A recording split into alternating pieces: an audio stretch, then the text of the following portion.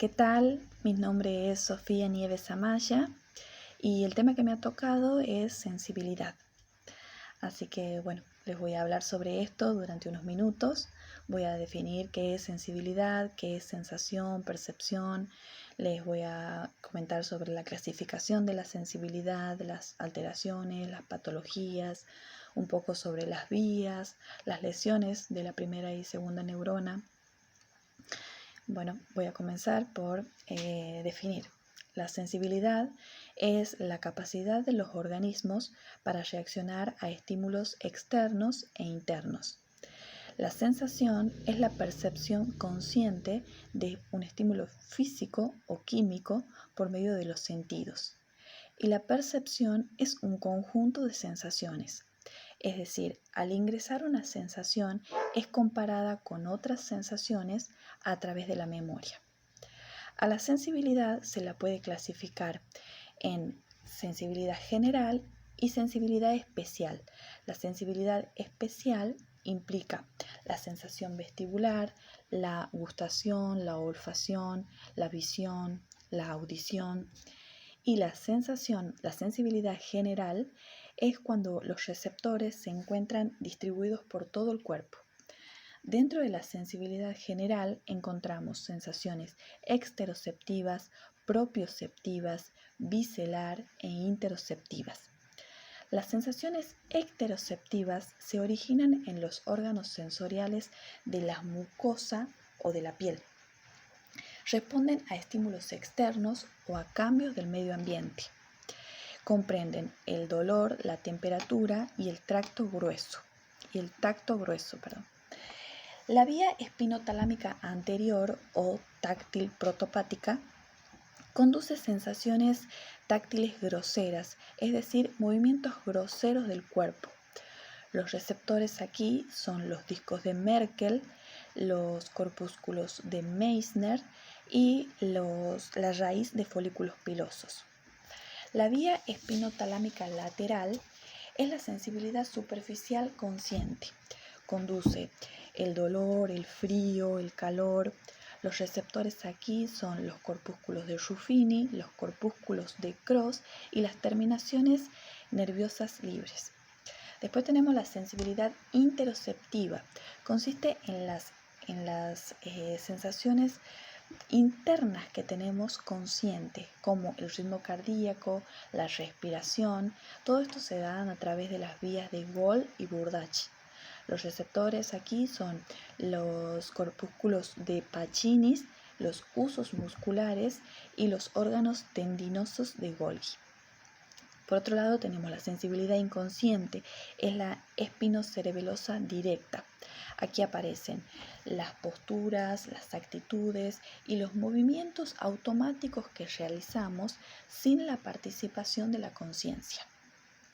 Y por último tenemos la espinocerebelosa talámica cruzada.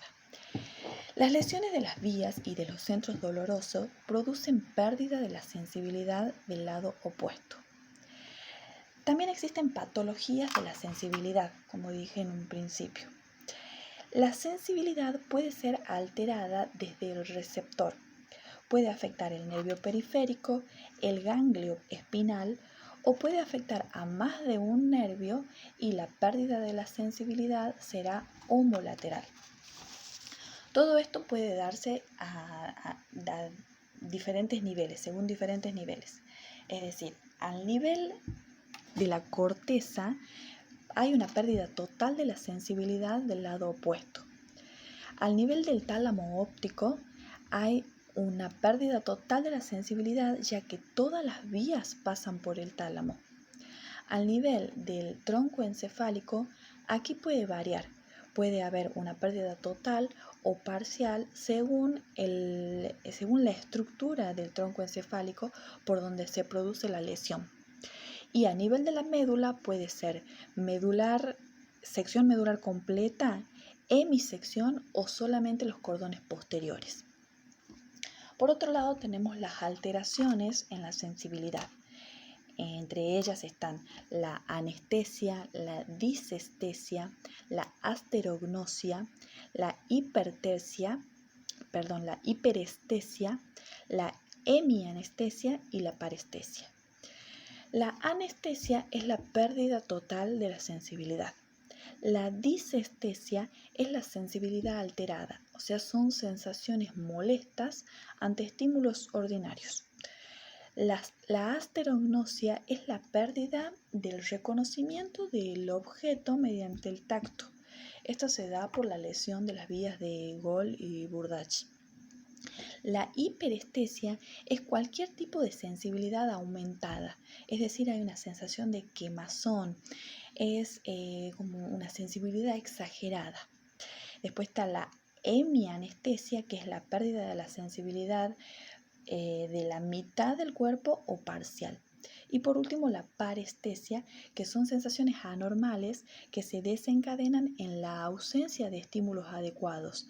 Acá uno puede tener sensación de calambre, de pinchazos, de hormigueo. Bueno, estas son unas alteraciones. Por otro lado, tenemos las alteraciones de la sensibilidad de origen psíquico. Y acá es donde nosotros, como futuros psicopedagogos, debemos centrarnos. Es lo que nos importa, lo que nos incumbe, porque son estos temas los que nosotros debemos tratar una vez que estemos frente a un sujeto que tenga alguna problemática. Entonces, es importante que sepamos cuáles son estas alteraciones de la sensibilidad para saber detectar. Una de ellas es la neurosis, que son trastornos de la sensibilidad, de la conducta, de las ideas, de los sentimientos. Manifiestan una defensa contra la angustia. Otra de las alteraciones a nivel psíquico es la histeria de conversión. Este es un conflicto psíquico que se manifiesta a través del cuerpo. ¿Qué quiere decir? O sea, de pronto una persona se enferma, tiene una enfermedad física, pero esta enfermedad física no tiene un origen orgánico, porque su origen realmente es este conflicto psíquico. Ya ha llegado tal la magnitud de este conflicto psíquico que ya el cuerpo lo está evidenciando. Y por último tenemos las afecciones psicosomáticas, que son la fatiga psíquica de origen nervioso, la fatiga física de origen nervioso. Bien. Después tenemos los síndromes de lesión de primera y segunda neurona. El movimiento que uno hace se realiza por medio de músculos coordinados por el sistema nervioso central a través de vías. La lesión de la primera neurona es importante saber de ella que las estructuras más modernas actúan inhibiendo a las más antiguas. Cuando aparece una lesión en la primera neurona, las vías antiguas se liberan explicándose los signos positivos. Los signos en déficit se deben a la disfunción de las estructuras o las vías que están afectadas por la lesión. La lesión tiene características diferentes según la causa. Una de esas características es que puede ser brusca, ocasionada por politraumatismos de cráneo, traumatismos encefalocraniano, accidentes cerebrovasculares, conocidos como ACV, hemorragias, trombosis, aneurismas. Bien. Cuando la lesión en la primera neurona es producida por un proceso brusco y traumático, se observan signos de la lesión de la segunda neurona. Hay parálisis o paresia de tipo flácida. Luego de 15 o 20 días comienzan a manifestarse los signos propios de la lesión de la primera neurona, que hay espasticidad. ¿Qué quiere decir esto? Es una tensión muscular, el músculo se pone rígido, caracterizado por hipertonia, hiperflexia, clonus y el reflejo o signo de Babinski. Ya sobre esto voy a volver más adelante para definirlos. Otra característica que puede tener la lesión, dependiendo de la causa, es que puede ser lenta y progresiva, ocasionada por tumores, infecciones como meningitis, encefalitis o enfermedades degenerativas como el Alzheimer. En un primer momento se observan signos de piramidalismo, Este piramidalismo es como la espasticidad, es una característica de la primera lesión. Hay manifestaciones clínicas, ¿qué quiere decir? Se dan sacudidas como convulsiones. Las partes que afectan son pocas, las manos, la cara, pero si el estímulo es muy intenso, la convulsión se puede generalizar y darse en dos lados. Si compromete al tronco encefálico y toca el sistema reticular ascendente, el paciente pierde la conciencia. Los fenómenos de déficit son la parálisis y la paresias.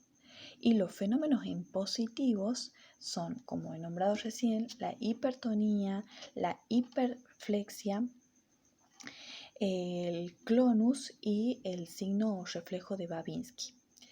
La hipertonía puede ser en muelle de navaja, así se llama una de las características, que es cuando hay un aumento del tono muscular. Los brazos se ponen rígidos y hay una dificultad para moverlos, pero después se separan y se juntan de golpe. Se abren o cierran de golpe. Los brazos y dedos se flexionan y las piernas se extienden. Después la hipertonía en rueda dentada, esta es otra característica, es cuando la lesión afecta la vía extrapiramidal. Hay una contracción sostenida de los músculos flexores y extensores que conduce a un aumento de la resistencia.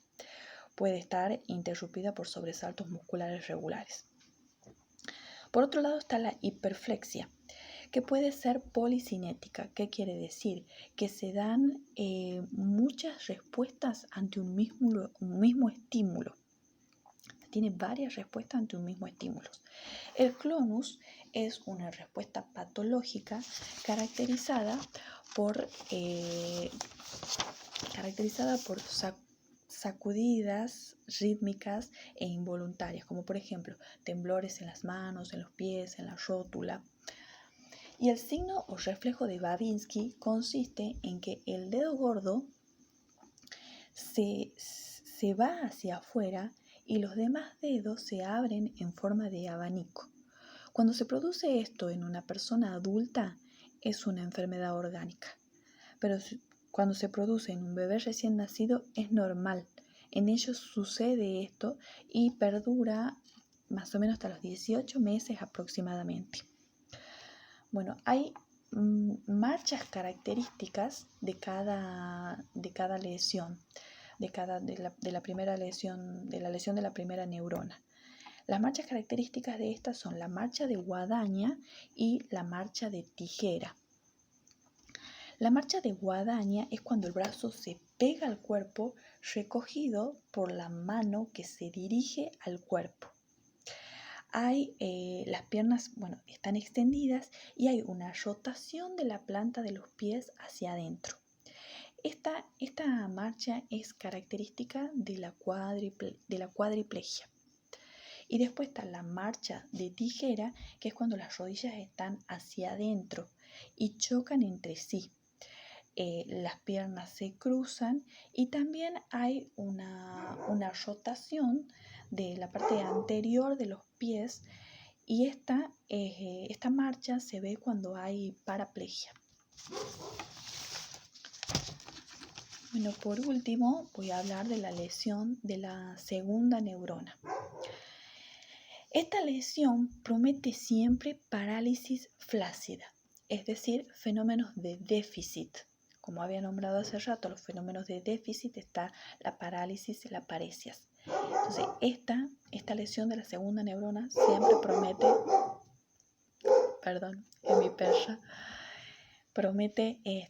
parálisis flácida. Es decir, hay atonía o hipotonía, que son los músculos se ponen flácidos. Hay arreflexia o hiporreflexia, es decir, no hay reflejos o los reflejos que hay están disminuidos. No hay clonus y no hay Babinski. La marcha característica en esta lesión de la segunda neurona es la marcha de gallina. Esta se da cuando se apoya primero la punta de la punta del pie al caminar y la pierna cuelga. Bueno, hasta aquí he llegado con el tema sensibilidad. Espero haber sido clara y que se me haya entendido. Disculpen por el exabrupto del ladrido de mi perra. Nos vemos, saludos.